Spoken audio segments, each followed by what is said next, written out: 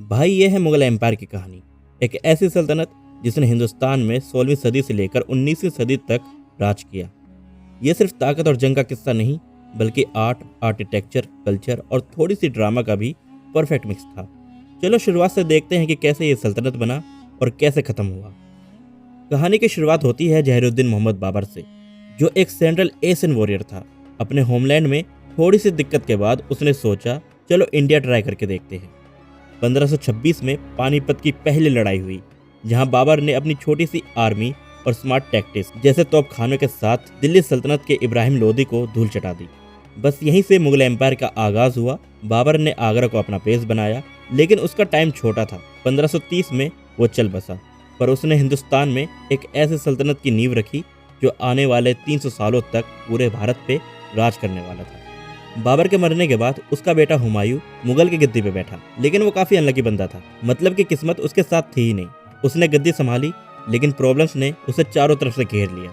शेर शाह सूरी, जो अफगान लीडर था, उसने 1540 में चौसा की जंग में हुमायूं को हरा के दिल्ली से भगा दिया था। हुमायूं भटकता रहा और आखिर में उसने पर्सिया में पनाह लिया।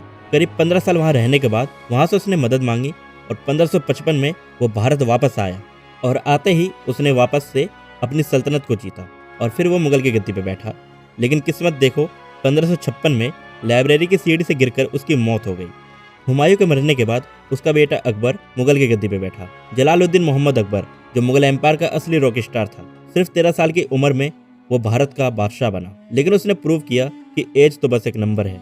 अकबर ने अपने एम्पायर को इतना एक्सपेंड किया कि नॉर्थ इंडिया से लेकर गुजरात, बंगाल और कश्मीर तक उसका राज था। उसका दिमाग था एकदम शार्प। उसने राजपूत राजाओं के साथ दोस्ती की, उनकी शहजादियों से शादी की और अपना रिश्ता मजबूत किया।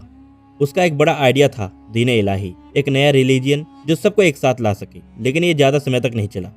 अकबर ने एडमिनिस्ट्रेशन भी टॉप नॉच बनाया, टैक्स सिस्टम को फेयर किया, यानी हिंदुओं पे जजिया कर टैक्स को खत्म किया, अपनी आर्मी को मजबूत किया और एक जासूसी नेटवर्क बनाया ताकि कोई भी बगावत ना कर सके।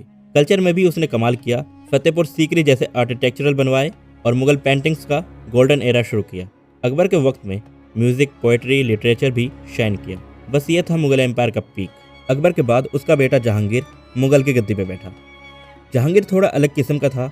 उसको आर्ट और नेचर ज़्यादा पसंद था। उसके वक्त में मुगल पेंटिंग्स और गार्डन काफ़ी मशहूर हुए। लेकिन सच्ची बात यह है कि उसकी वाइफ नूरजहां ने काफ़ी ज़्यादा कंट्रोल किया। वो एक पावरफुल लेडी थी और काफ़ी फैसले उसके हाथों में थे। जहांगीर के वक्त में एम्पायर स्टेबल रहा, लेकिन कोई बड़ा एक्सपेंशन नहीं हुआ। आगे चल के उसने अपने बेटे शाहजहां को गद्दी दिया, लेकिन फैमिली ड्रामा भी था। उसके बेटे खुसरो ने जहांगीर के खिलाफ बगावत कर दिया था, लेकिन आगे चल के शाहजहां को गद्दी मिला और शाहजहां के दौर में मुगल एम्पायर का शान और शौकत दिखा। ये वो बादशाह था जिसने ताजमहल बनवाया अपनी वाइफ मुमताज महल के लिए, जो आज भी दुनिया के 7 अजूबों में शुमार है। इसके अलावा उसने लाल किला, जामा मस्जिद बनवाया और आगरा के किले के पार्ट्स को भी अपग्रेड किया। शाहजहां शान और शौकत में ज़्यादा ध्यान देते थे। उसका एक फेमस पीकॉक थ्रोन था जो हीरे और सोने से बना था। लेकिन शाहजहां का खात्मा भी काफ़ी गमगीन था। उसके बेटे में से एक औरंगजेब ने अपने भाइयों को हरा के गद्दी छीन लिया और शाहजहां को आगरा के किले में हाउस अरेस्ट कर दिया। सोचो, एक बादशाह जो ताजमहल बनाता है, उसका खात्मा अपने ही घर में बंद होकर हुआ। फिर आया औरंगजेब का दौर। औरंगजेब, जो शाहजहां का बेटा था, वो काफ़ी सीरियस और डिसिप्लिन रूलर था। उसने मुगल एम्पायर को साउथ इंडिया तक एक्सपेंड किया। औरंगजेब को अब तक का सबसे ताकतवर मुगल रूलर माना जाता है। उसके दौर में भारत की जीडीपी 24% थी। कहा जाता है कि औरंगजेब इकलौते ऐसे रूलर थे जिसने अखंड भारत पर राज किया था। लेकिन उसकी पॉलिसीज ने काफ़ी कंट्रोवर्सी भी क्रिएट की।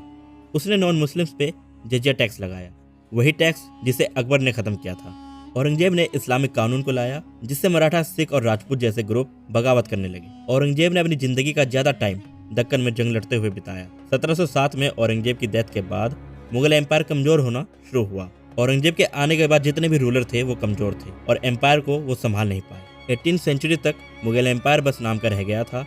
मराठा, सिख्स और रीजनल पावर्स ने उनके इलाकों को छीन लिया था। फिर आए ब्रिटिश, जिन्होंने ईस्ट इंडिया कंपनी के थ्रू कंट्रोल लिया। 1857 की क्रांति में लास्ट मुगल एम्परर बहादुर शाह जफर ने भी हिस्सा लिया था, लेकिन ब्रिटिश ने उसे एग्जाइल कर दिया, यानी दिल्ली से उसे म्यांमार भेज दिया।